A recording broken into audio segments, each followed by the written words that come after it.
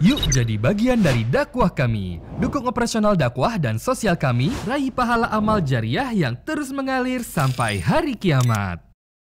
Bismillah, Assalamualaikum warahmatullahi wabarakatuh. Waalaikumsalam. Alhamdulillah, tidak pernah berhenti kita selalu bersyukur dan berterima kasih kepada Allah Subhanahu wa taala, termasuk kesempatan yang emas yang telah Allah berikan kepada kita malam ini, bisa sholat berjamaah di masjid dan juga mengikuti majelis ilmu.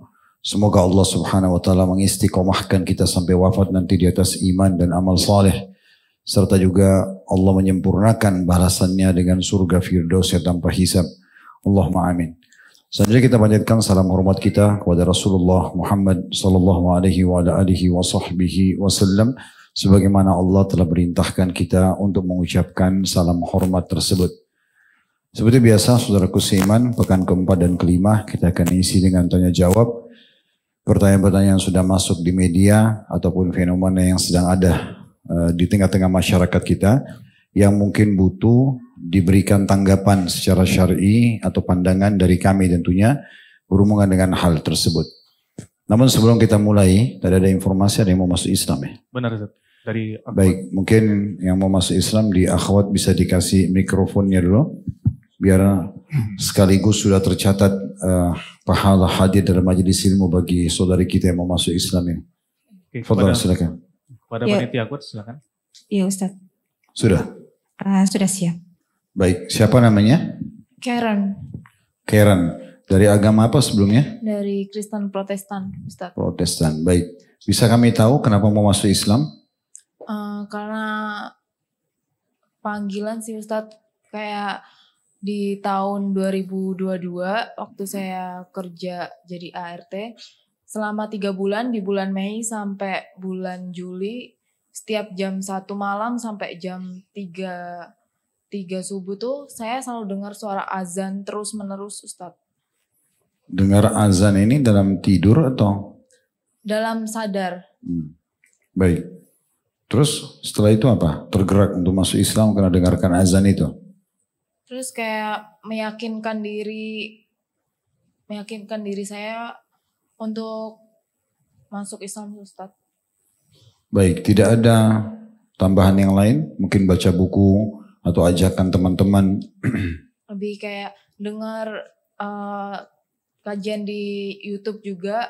Ada beberapa ustadz yang bikin saya tuh kayaknya saya yakin buat masuk Islam. Keluarga sudah tahu? Sudah tahu. Baik. Beberapa.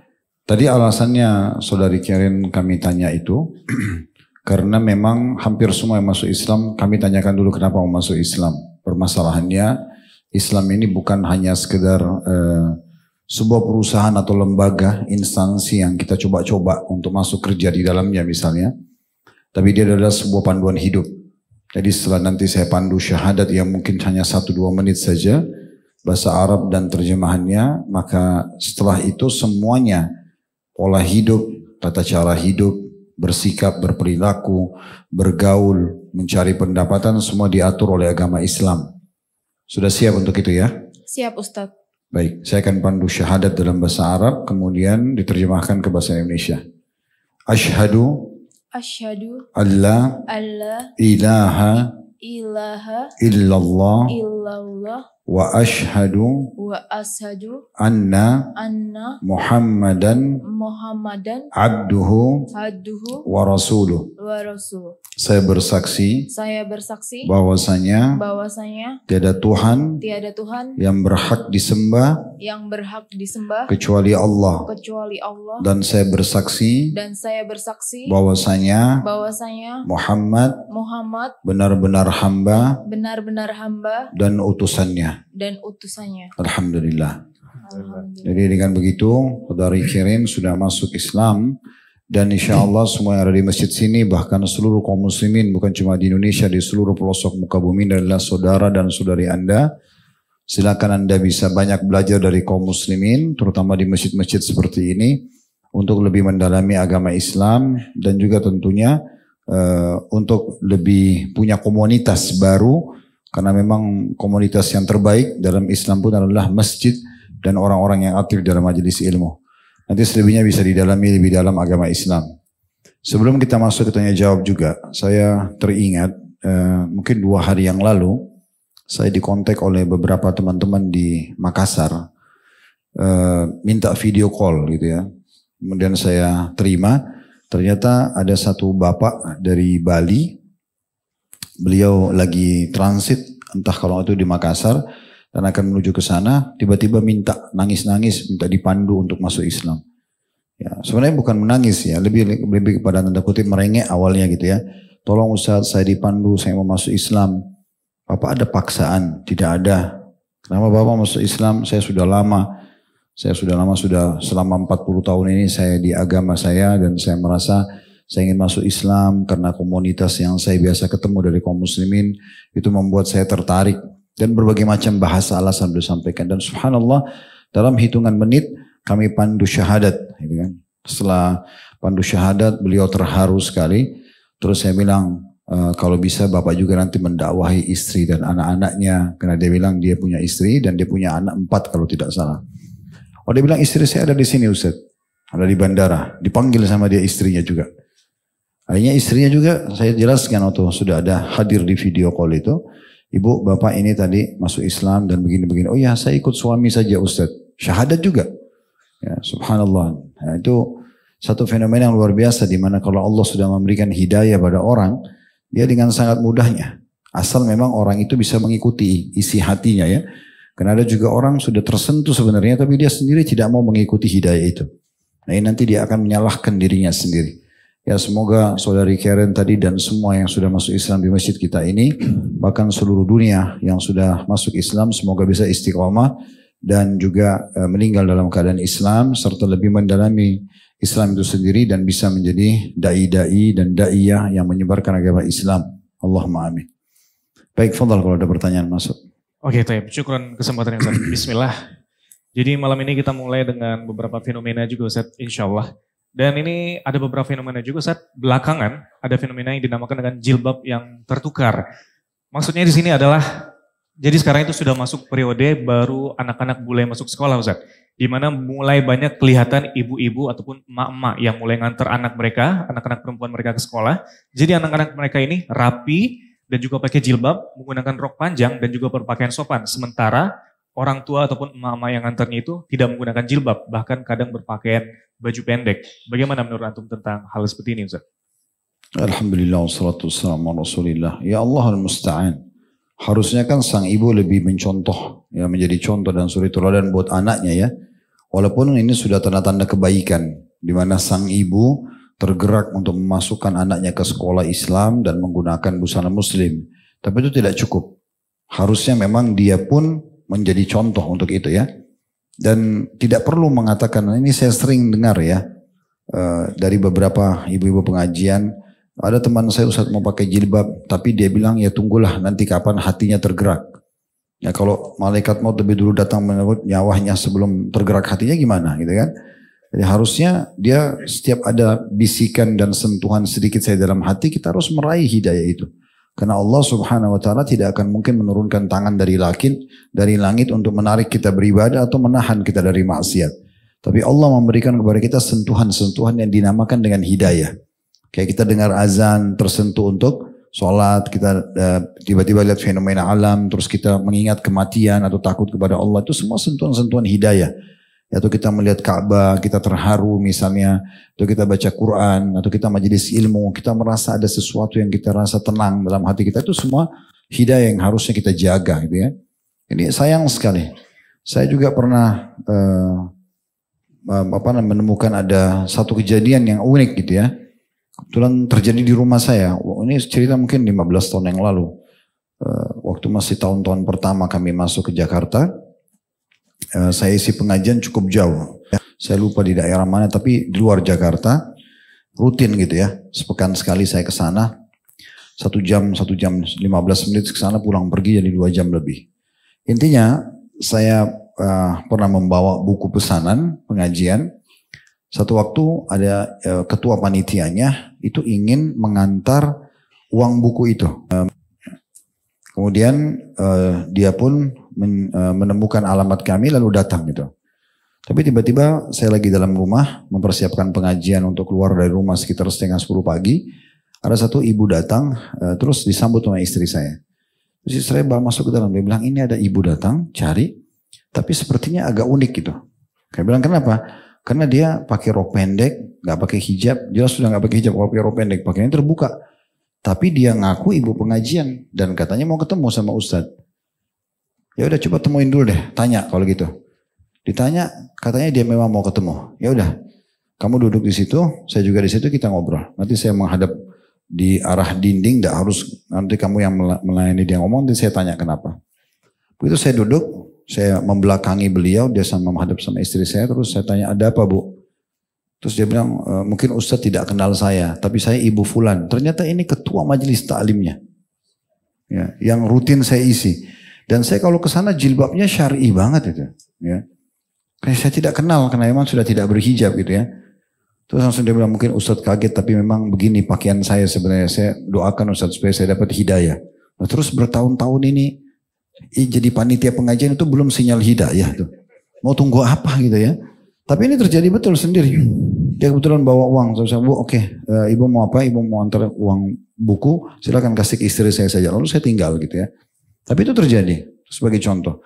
Ini sayang sekali. Ada juga orang kadang-kadang jilbabnya musiman, pergi haji atau umroh pakai jilbab. Tiba di bandara Jakarta buka lagi.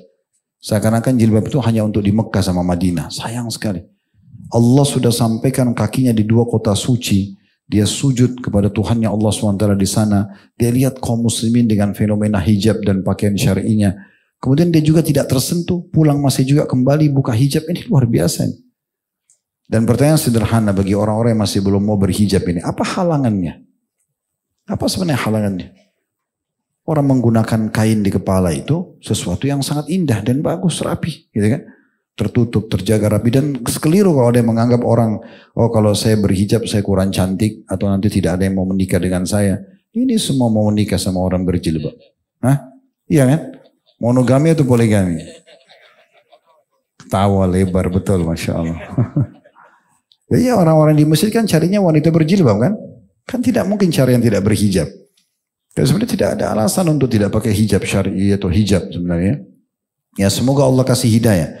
Kalau saran dari kami tentunya dia harusnya menjadi suri tauladan buat anaknya. Ya. Dia pakai jilbab dan dia mengubah sudah sekarang polanya menjadi muslim yang baik. Mumpung juga anaknya masuk ke sekolah Islam ya dia tunggangi keadaan itu justru untuk memperdalam iman juga. Dia bisa bersama komunitas wali-wali murid di sekolah itu, dia bisa ikut kajian-kajian yang ada misalnya, dia bisa konsultasi sama ustadz atau pakar agama yang ada di sekolah itu misalnya, itu kan semua sangat membantu. Ya, semoga Allah perbaiki keadaan ini. Ya. Baik, silakan. Oke baik, syukran Ustaz.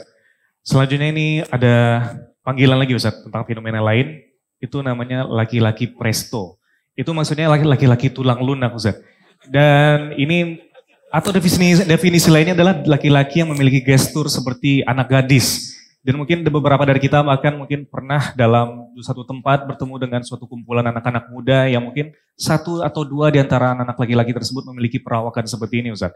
Dan juga mungkin di antara perkumpulan mereka, mungkin mereka adalah orang-orang yang fun, lucu dan mungkin paling seru untuk diajak berteman. Namun saya yakin di sudut pandang orang-orang tua mereka pasti ini merupakan mimpi buruk bagi orang tua mereka. Apa pesan antum untuk anak-anak yang memiliki sifat seperti ini dan juga apa pesan antum untuk orang-orang tua mereka Ustaz? Yang pertama yang merasa berteman sama orang ini asyik, ini dia sendiri perlu dipertanyakan. Ya. Nah, iya, karena orang yang asyik berteman itu kan kata Nabi SAW, al-arwahu junudun mujannada. Ruh itu selalu sejalan. Ya kan? Kalau orang suka jihad, tegar gitu, dia pasti suka sama orang yang begitu kan? Kan begitu. Orang yang penuntut ilmu, dia suka dengan orang yang cinta dengan ilmu. Kan begitu otomatis ya. Orang yang pekerja keras, pasti dia nggak suka dengan orang malas. Dia pasti suka sama pekerja keras. Itu sudah umum. Nah berarti kalau ada orang yang suka dengan orang yang seperti ini, apa tadi? Laki-laki presto. Laki-laki presto. La haula wala quwwata. Jadi berarti dia juga unik ini orang yang suka. Kalau alasannya lucu, apa memang dengan lelaki yang punya prinsip gentle itu tidak bisa lucu? Nabi SAW juga tertawa dengan para sahabatnya. Tapi tidak menghilangkan wibawa beliau, tidak menghilangkan kejantanan beliau, gitu kan? Untuk apa keluar dari fitrah ini? Jadi nggak usah berteman, dan kalau ada kecenderungan ingin berteman sama orang begini, antum harus isti'adzah. A'udzubillahi minasyaitonirrajim. Karena ini keliru. Walaupun dia mengatakan dia tidak melakukan perbuatan salah, ini hanya karena gestur, itu nggak mungkin. Itu gestur itu menandakan seseorang yang binaragawan, kemudian dia pakai kaos ketat, untuk apa? Perlihatkan kan? Ya, otomatis ya. Orang kan mau memperlihatkan itu ya. Atau orang pakai baju yang bagus, dia tampil di depan umum. Wah, mungkin dia juga salah satu tujuannya mungkin dia mau perlihatkan kalau dia juga rapi, contoh. Itu umum ya. Berarti kan ini dia mau perlihatkan dirinya. Dan itu pasti ada rentetannya. Ini sudah sangat dekat. Seperti ini dekat sekali sama homoseksual misalnya. Atau kalau kita balik perempuan yang seperti laki-laki maka dekat dengan lesbian misalnya. Ini tidak boleh berteman. Berteman aja nggak boleh. Apalagi menganggap itu fun tadi. Atau yang segala macam. Ini seakan-akan kalau tidak ada banci atau orang seperti ini, berarti nggak seru. Nah, ini dia yang tanda tanya orang ini. Kenapa dia mau berteman orang seperti ini? Berarti memang dia pun seperti itu. Kan itu. Jadi kami sarankan untuk anak-anak muda muslim jangan berteman dengan ini. Dan tidak boleh dibuka pintu itu. Antum laki-laki berteman sama laki-laki yang benar-benar. 100%. Kurang 1% aja jangan berteman. Kalau laki-laki mencontoh-contohkan kayak perempuan, saya tinggalkan saja. Nggak perlu. Itu juga dengan perempuan sama, gitu kan? Jadi sebaiknya kita kembali ke fitrah kita. Nah, memang Allah menciptakan kita min dzakarin wa unsa. Laki-laki murni, nggak ada campur-campur, dan perempuan murni. Itu Allah katakan. Tengah-tengahnya nggak ada, gitu kan? Makanya dianggap penyimpangan dalam seksual, penyimpangan dalam fitrah, gitu ya. Banyak sekali hal-hal yang tidak baik. Dan kita tahu kaum Nabi Lut dibinasakan karena itu. Bermula dari tadi. Dari hanya sekedar tampil, bercanda. Nanti kita akan jelaskan di kisah Nabi Lut alaihissalam itu ya. Itu bermula munculnya homoseksual itu karena dia mau tampil beda di depannya laki-laki. Karena semuanya gentle, dia tampil berbeda sendiri. Mulailah disukai karena dia bisa mencontohi cara ngomongnya perempuan. Pindah nanti cara jalannya. Tidak nanti dia bercandahnya. Lama-lama jadi homo. Gitu. Syaitan memang membuka pintu seperti itu godaannya. Maka tidak usah buka pintu itu. Nah bagi orang tua harus hati-hati dengan anak-anak seperti ini. Saya pernah jelaskan ini di beberapa kajian kita. Ini ada faktor internal dan eksternal. Faktor internalnya, berikanlah salah satunya ya, berikanlah pakaian, kemudian mainan anak-anak sesuai dengan jenis kelaminnya. Ya. Anak laki-laki memang sudah biasa itu, main bola, dia loncat sana loncat sini, gulat biasanya. Saya punya beberapa anak laki-laki memang begitu sukanya gitu kan. Tapi kalau kita biarkan saudari perempuannya bermain sama mereka, mereka ajak main, diajak gulat adik perempuannya. Diajak main bola, ini gak cocok nih. Biarkan perempuan di alamnya sendiri. Nah kita harus bisa memisahkan itu ya. Tidak boleh dianggap bercanda, anak laki-laki karena masih kecil dipakein jilbab supaya dianggap lucu, gak bisa. Ini internal permasalahan ini. Ini awal bibit keburukan yang akan melahirkan sesuatu yang besar di sana nanti. Ini bahaya ya gitu. Jadi itu internalnya. Kadang-kadang ada orang punya 2 anak laki-laki, misalnya dia pengen anak perempuan, Allah kasih anak perempuan lalu dibiarkan anak perempuannya main sama kakak-kakak laki-lakinya. Bukan tidak boleh bercanda atau main sama saudara, tapi kalau sudah mengarah ke permainan laki-laki jangan. Ini perempuan juga lah. Karena Nabi SAW mengatakan Allah melaknat laki-laki yang menyerupai saja wanita dan perempuan yang menyerupai laki-laki. Sudah dilaknat, diangkat berkah hidupnya. Ya. Jadi hati-hati. Faktor eksternal itu adalah pergaulannya. Makanya harus ekstra hati-hati juga memasukkan ke lembaga-lembaga pendidikan. Kita sebagai orang tua harus tahu siapa-siapa anak kita berteman. Ya, kalau perlu suruh dia bawa temannya ke rumah, lalu kita kenal juga orang tua teman-temannya, sehingga bisa ada komunikasi. Kalau ada hal-hal yang menyimpang kita ingatkan, kalau tidak mau dengar kita harus memberhentikan supaya anak kita tidak bergaul dengan mereka. Karena ini semua tanggung jawab di sisi Allah Subhanahu wa taala. Allahu a'lam. Ya. Baik, syukran Ustaz. Selanjutnya ini juga ada belakangan kita menyaksikan adanya perselisihan yang cukup tajam di antara sesama umat muslim atau di antara beberapa kelompok umat muslim bahkan sampai pada titik menumpahkan darah Ustaz. Kami khawatir tentunya ini berdampak pada umat Islam secara luas termasuk di daerah kita di mana terlihat seperti perbedaan pendapat sekarang sangat mudah sekali membuat orang itu memicu permusuhan dan juga perpecahan. Dalam pandangan syariat bagaimana sih nasihat agar kita bisa menyikapi perbedaan ini dengan baik Ustaz? Tafadhol. Sebenarnya Nabi SAW sudah bilang teman-teman sekalian ya. Taraktum fikum amrani ma in tamassaktum bihima lan tadillu abada. Artinya, saya tinggalkan kepada kalian dua perkara, kalau kalian berpegang teguh padanya kalian tidak akan pernah sesat selamanya. Masuk mananya tidak akan berselisih, tidak akan berperang. Kitabullah wa sunnati. Berpegang pada Al-Quran, kitab Allah dan sunnahku. Umat Islam kalau selama rujukannya wahyu, ya, dan betul-betul kembali kepada pemahaman para sahabat. Kenapa di sini dibatasi dengan pemahaman sahabat? Karena mereka yang menukil kepada kita tentang tafsir ayat ini, tafsir ayat itu. Sebab Nabi SAW sebutkan hadits ini, kejadiannya di wilayah ini, di peperangan itu. Jadi sahabat ini justru yang menyambung pemahaman kita supaya kita faham benar seperti apa yang dimaksudkan dengan wahyu tersebut. Makanya selalu di dakwah-dakwah disampaikan, ya berpegang kepada Al-Quran dan Sunnah plus sesuai dengan pemahaman para salaf. Salaf itu adalah para sahabat. Ya supaya tidak ada perselisihan.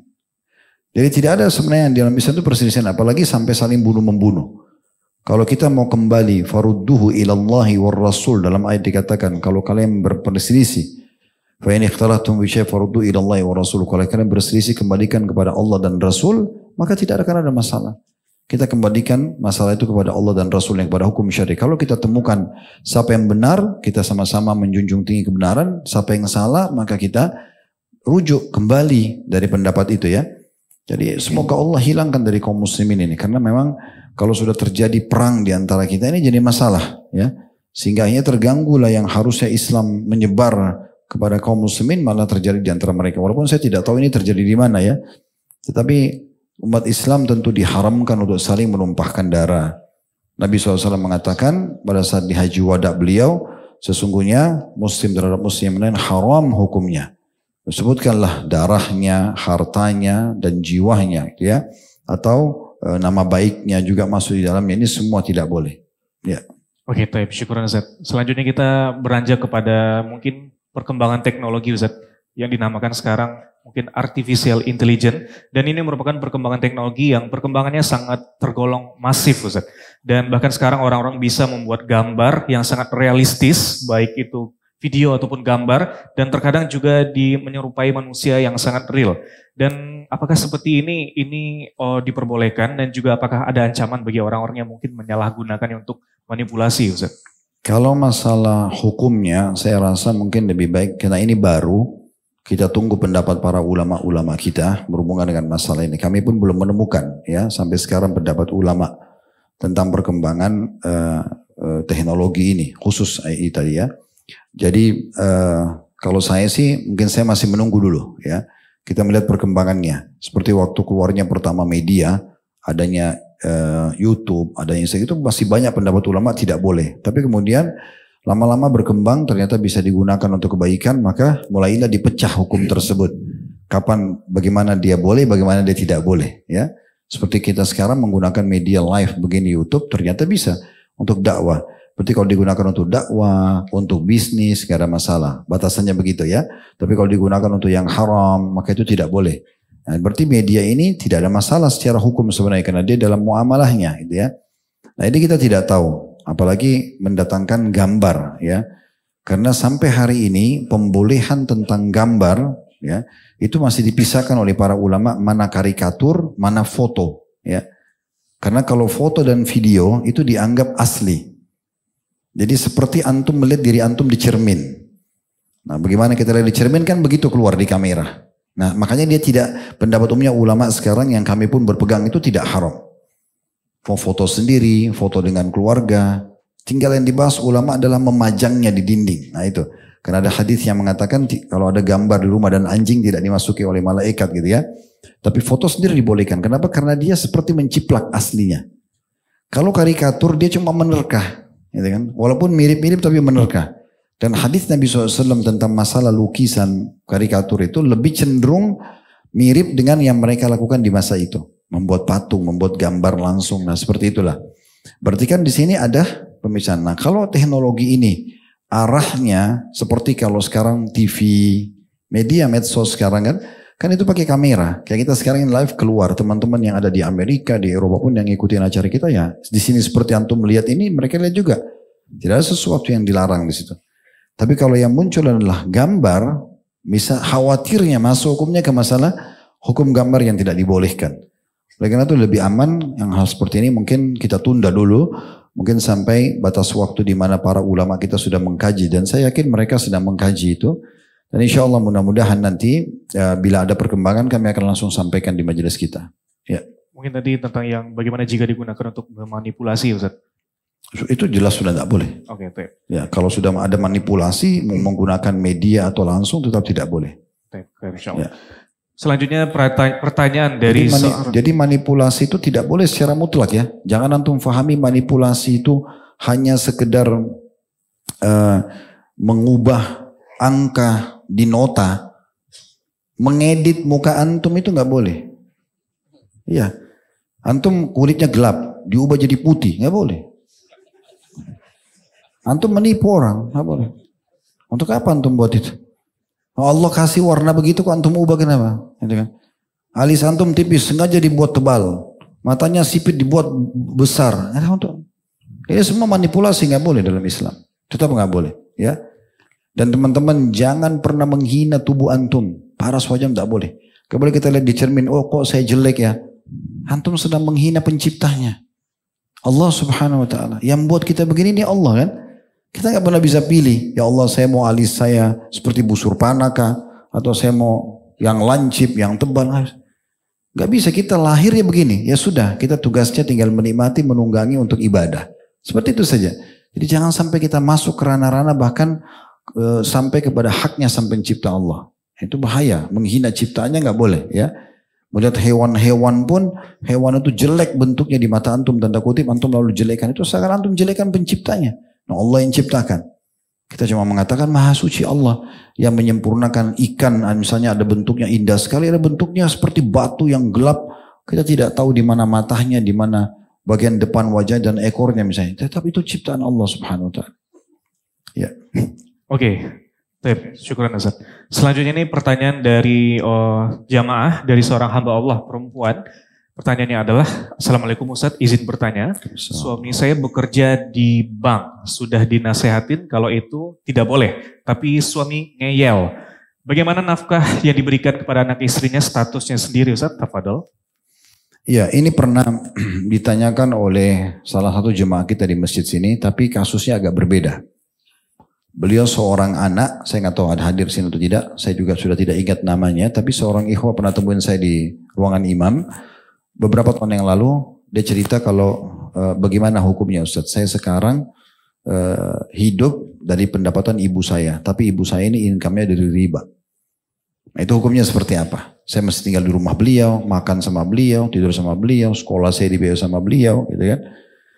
Maka waktu itu saya izin sama dia, saya udah tahu hukumnya, tapi saya ingin pastikan lagi. Lalu saya teleponlah beberapa ulama Timur Tengah yang kami kenal, Syekh ada kasus seperti ini. Nah, maka yang kami simpulkan dari jawaban para ulama-ulama di Timur Tengah adalah kalau keadaannya seperti itu kita lihat dulu. Kalau seandainya anak itu atau di sini istri tadi ya tidak punya income kecuali itu, misalnya anak itu lahir ya orang tuanya memang pendapatnya riba semua dan dia masih belum bisa mandiri. Dia nggak mungkin anak SD, anak SMP, anak SMA belum bisa hidup sendiri gitu ya. Sekarang dia terpaksa hidup, maka dia hidup tapi sesuai dengan kebutuhan dia saja. Sama juga dengan istri ini, kalau dia tidak ada keluarganya, tidak ada pamannya, dia tidak punya income, tidak punya pengetahuan dalam bekerja, dia kalau cerai sekarang, dia nggak bisa sama sekali punya income, maka pendapat mereka itu dibolehkan sebatas kebutuhan dia saja. Tapi dia boleh dia tinggal sampai situ, dia harus ada target, ya. Target itu misalnya dia terus berdoa sama Allah supaya dikasih hidayah suaminya tadi atau dikasih hidayah anaknya atau Allah berikan jalan keluar. Apakah masih bertahan rumah tangga itu atau memang membuka pintu rumah tangga yang baru dengan tentu pendapatan halal. Allahu a'lam. Ya. Baik, syukuran Ustaz. Selanjutnya kita beranjak kepada istilah-istilah lain lagi Ustaz. Di sini ada istilah yang sering dikiaskan dengan semesta. Jadi ada belakangan teman-teman kita mungkin di sosial media sering mengkiaskan sesuatu dengan kata-kata semesta misalkan, dan biasanya ini digunakan untuk memotivasi orang lain, misalkan biarkan semesta bekerja, atau mungkin biarkan semesta pasti memberi jalan, atau percayalah semesta tidak akan tinggal diam. Sebenarnya pertanyaan di sini, apakah kata-kata semesta ini pantas untuk kita gunakan sebagai pengungkapan harapan atau doa dan sebagai kata-kata yang seharusnya kita tujukan, apakah ini diperbolehkan? Tafadhol, Ustaz. Ini yang dimaksud semesta ini orang tuh. Oh bukan, jadi lebih ke takdir, Ustaz. Oh tidak boleh. Kalau sudah masuk kepada Allah Subhanahu Wa Taala nggak boleh. Apalagi kalau yang ucapkan seorang Muslim, ya. Kita harus menggunakan namanya Allah. Walillahil asmaul husna fad'u biha. Allah punya nama-nama mulia, panggil Allah dengan nama-nama itu. Allah, Ar-Rahman, Ar-Rahim, Al-Malik, Al-Quddus, banyak nama-nama Allah. Kenapa semesta? Kan gitu. Semesta aja kalau dalam bahasa Indonesia masih dihubungkan dengan Tuhan, alam, semesta kan gitu. Masih banyak sekali rentetannya, masih ada Tuhannya, ada alam baru semestanya. Nah untuk apa bilang semesta yang tentukan, nanti semesta yang tidak tinggal diam, ini semua tidak benar. Tapi kalau dia masukkan cuma sebatas semesta itu nama orang, lalu namanya semesta, dan cekcoklah dua orang. Lalu dia bilang nanti semesta itu akan, misal itu mungkin kena, ini cekcok, afwan, ini contoh saja. Ribut, gajinya nggak naik-naik, bosnya namanya semesta. Nah, tunggu semesta kasih keputusan, itu lain. Tapi kalau sudah Allah, tuh kenapa antum tidak panggil Allah? Itu nama Allah yang paling mulia adalah Allah Subhanahu Wa Taala. Itu kata Nabi SAW ya. Nama Tuhan yang paling mulia adalah Allah. Makanya kita panggil dalam sholat Allahu Akbar, bertakbir gitu ya. Allah itu maha kuasa. Kenapa kita pakai nama lain gitu? Ini agak unik sih ya. Kenapa harus lahirnya begini-begini nih? Ya silakan. Oke, syukuran Ustaz. Selanjutnya pertanyaan dari seorang jamaah kita bernama Gina Mardikasari, perempuan dari Bogor. Pertanyaannya ini berkaitan tentang Yaumul Akhir, Ustaz. Pertanyaannya adalah, apabila berat timbangan kanan kita lebih berat daripada di kiri kelak di hari kiamat, apakah kita langsung masuk ke surga atau tetap dihisap di neraka seberat timbangan kirinya? Dan jika timbangan kiri kita lebih berat dari timbangan kanan kita, apakah kita mutlak masuk neraka atau adakah ampunan lain dari Allah di Yaumul Akhir tersebut, Ustaz? Kalau timbangan amal baiknya lebih berat dari dosanya, masuk surga. Nggak masuk neraka lagi. Terus enak dong Ustaz, dia kan sudah buat dosa, nggak usah berpikiran ke situ. Ya, nggak usah pikir. Antum pikir selamatkan diri antum sendiri. Nggak usah campurin orang. Ya kan gitu. Atau dia malah buka pintu, oh kalau gitu enak saya buat dosa dulu. Baik kalau tiba-tiba lebih dosa antum gimana? Misalnya dia, tak apa-apa deh saya gibah sekarang, kayaknya kemarin saya sholat 5 waktu. Ya gibah sekarang 3 waktu gibahnya. Bisa saja gibah 3 waktu lebih berat daripada timbangan sholat, ya kita tidak tahu. Gitu. Makanya waktu Mu'adz bin Jabal radhiyallahu anhu mengatakan, ya Rasulullah, apakah kita akan dihukum oleh Allah dengan lisan kita? Kata Nabi SAW, hai Mu'adz, celaka kamu kalau kau tidak tahu. Mayoritas orang masuk neraka justru karena lisan. Gitu kan. Jadi kadang-kadang hal-hal yang kecil kita tidak sadari. Bisa menjadi sesuatu yang besar. Ya, makanya ada namanya istilah dalam agama kita menjaga muru'ah, kesucian hubungan sama Allah. Mengontrol penglihatan mata, mengontrol pendengaran telinga, mengontrol ucapan lisan. Semua dijaga. Ini boleh nggak? Kalau boleh, boleh kita lakukan. Kalau tidak, tidak bisa kita lakukan. Itu berarti menjaga kehormatan hubungan kita sama Allah Subhanahu wa ta'ala. Oke, mungkin sekitar 3 materi lagi Ustaz, 3 pertanyaan lagi. Dan ini pertanyaan tentang wanita dan mungkin bahkan dari wanita juga Ustaz. Dari seorang Sebentar, itu tadi belum selesai ya. Oke, silakan. Jadi tadi ada pertanyaan juga, bagaimana kalau timbangan dosanya lebih berat? Bagaimana jika timbangan ya, dosanya apakah lebih dia berat? masih bisa tertolong? Jawabannya masih bisa. Tapi persentase keselamatnya kecil. Misal contoh dosanya 500, amal solehnya 400 misalnya. Ya. Dan masalahnya kita tidak pernah tahu ya. Kalau misalnya begini, dikasih angka. Satu sholat itu 10 misalnya. Sholat wajib, sholat sunnah 5. Puasa itu 3, misal gitu. Zikir itu 1. Antum dikasih angka. Lalu antum punya kesempatan akumulasi. Terus zina itu misalnya 9. Riba itu 10 misalnya. Antum bisa akumulasi dan antum bisa hitung tuh oke. Masalahnya kita tidak dikasih itu. Kita nggak tahu gitu kan. Kita nggak pernah tahu kadar sholat kita, majelis ilmu ini seperti apa. Kadar dosa juga kita tidak pernah tahu. Tapi yang jelas, saya perlu berbagi sebuah hadis teman-teman sekalian. Al-Mundhiri menyebutkan dalam Al-Targhib wa Tarhib beliau dan disahihkan oleh Syekh Albani. Itu ada satu orang, kata Nabi SAW di masa dulu, melakukan ibadah selama 60 tahun. 60 tahun ibadah non-stop, tidak pernah buat dosa. Di mihrabnya, tempat ibadahnya. Satu waktu kata Nabi SAW, datang seorang pelacur menggodanya. Dan dia tergoda, dia berzina 6 hari. 6 hari berzina. Maka waktu berzina 6 hari tersebut, dia meninggal, kemudian 6 hari ini bertemu dengan 60 tahun ibadah. Ditimbangkan amal, kata Nabi SAW, zinanya yang 6 hari mengalahkan ibadahnya 60 tahun. Berarti kan kita tidak pernah tahu ini, beratnya dosa itu kan. Kalau 6 hari, antum bisa cari hadits itu ya. Mudah-mudahan kalau saya tidak lupa, nanti pertemuan akan datang ya. Insya Allah nanti diingatkan, saya akan coba bawa bukunya ke sini, Sahih Targhib dan saya bacakan riwayatnya. Dan itu riwayat cukup panjang dan kisahnya menarik. Gitu ya. Yang jelas pada saat itu, dia karena ketahuan melakukan perbuatan tadi, dia pun akhirnya diusir dari kampung halamannya. Lalu dia pergi ke satu tempat perantauan, kurang lebih begitu makna hadisnya. Lalu kemudian dia duduk bersama dengan orang-orang miskin. Dia sudah 3 hari nggak makan, di sebelahnya ada juga orang miskin belum makan selama 3 hari.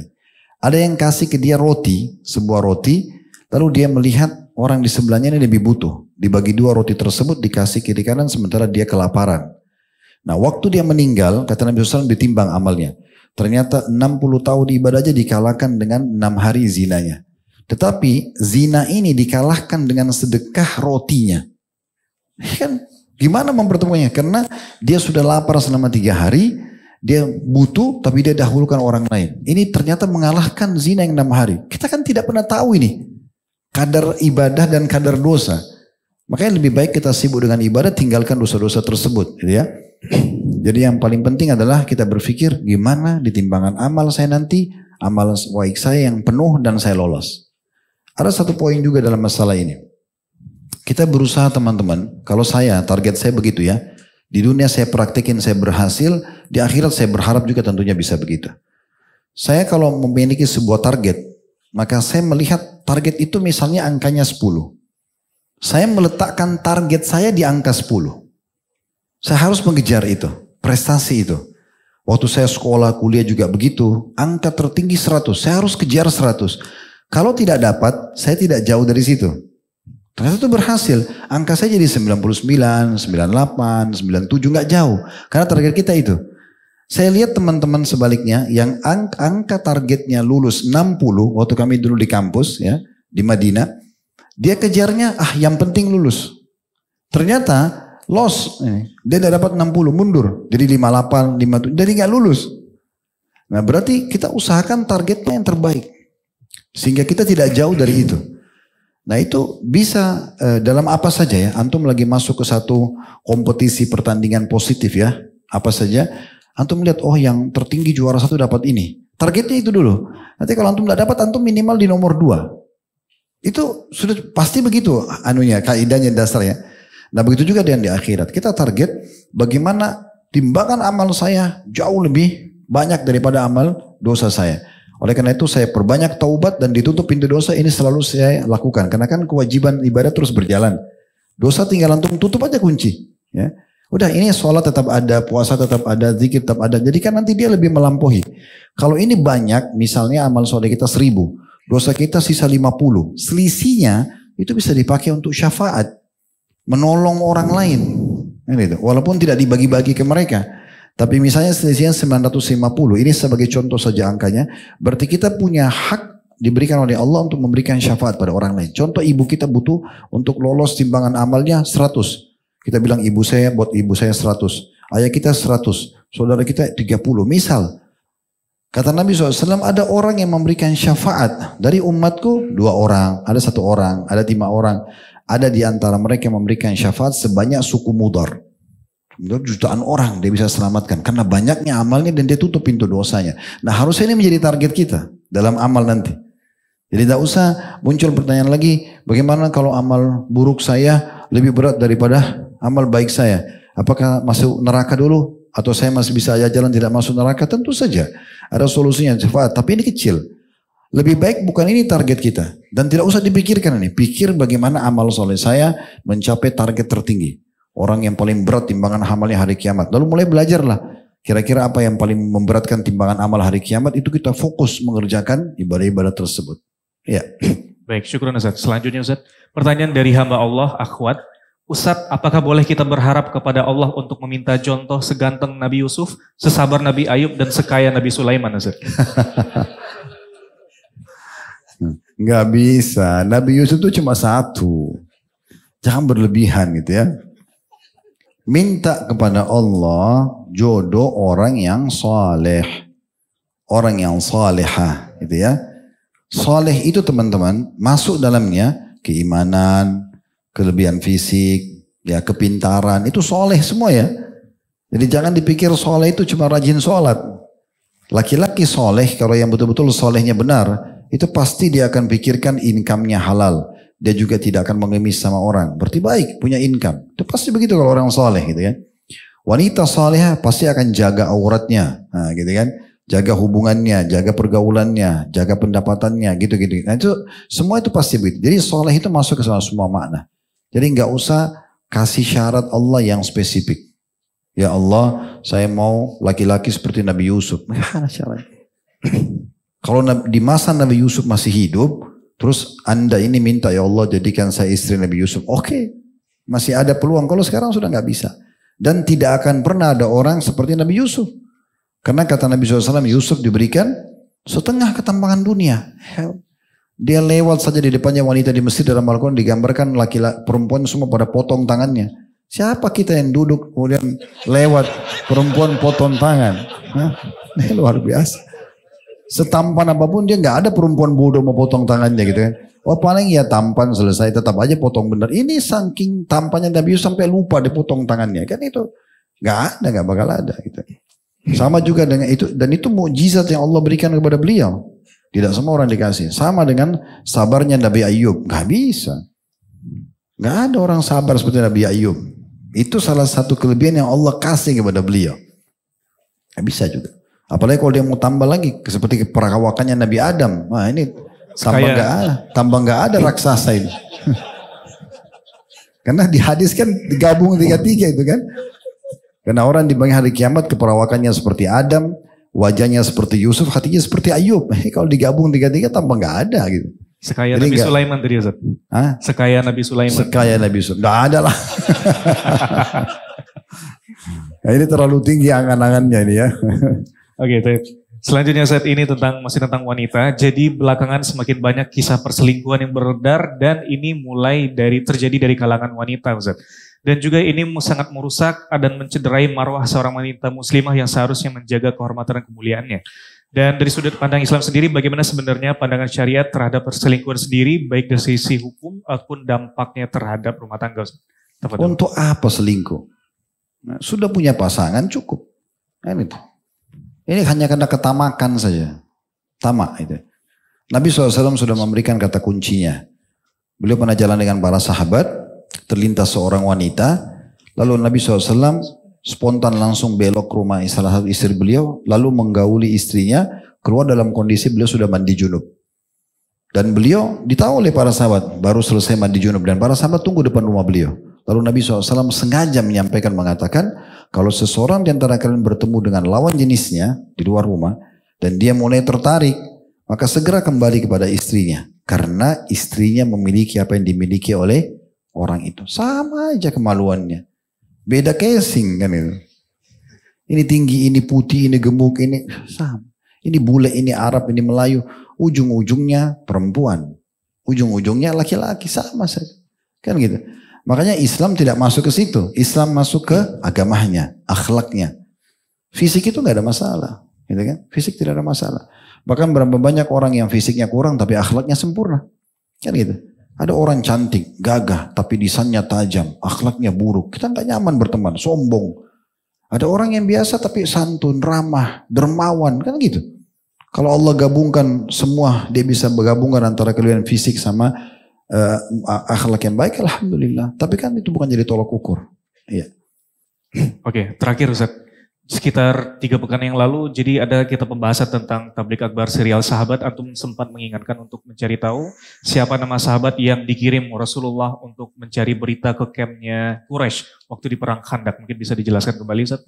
Iya, itu saya janjikan mau sampaikan di ruangan kita ini waktu menjelaskan kisah Nabi Nuh, seingat saya. Waktu kemudian kisah sahabat Ustaz. waktu di perang Khandaq. Oh, kisah sahabat di perang Khandaq. Akhirnya saya menceritakan tentang kisah seorang sahabat yang diutus Nabi SAW untuk memantau kekuatan Quraisy, ya, dan saya sempat sebutkan nama Abi Dzar. Tapi itu yang benar adalah Hudzaifah bin Yaman radhiyallahu anhu. Jadi kita luruskan nama itu, ya. Dan itu sebenarnya sudah pernah kami sampaikan memang di kisah Sirah Nabawi, dia Hudzaifah bin Yaman radhiyallahu anhu. Semoga semua yang hadir dalam acara kita ini live ataupun siaran ulang, offline ataupun online, semuanya dimudahkan untuk menyempurnakan imannya, amal soleh dan diampuni dosa-dosanya, serta siapapun yang sakit disembuhkan penyakitnya, yang punya hajat untuk dipertemukan jodohnya dimudahkan oleh Allah Subhanahu wa taala, yang ingin memiliki keturunan semoga diberikan keturunan yang baik, soleh dan salihah. Tadi yang baru masuk Islam semoga bisa istiqomah, dan apapun hajat-hajat kita semuanya semoga Allah penuhkan dan Allah kabulkan dunia dan akhirat. Allahumma amin. Wa sallallahu ala nabiyyina wa habibina Muhammadin wa alihi wa sahbihi wasallam. Alhamdulillahi rabbil alamin.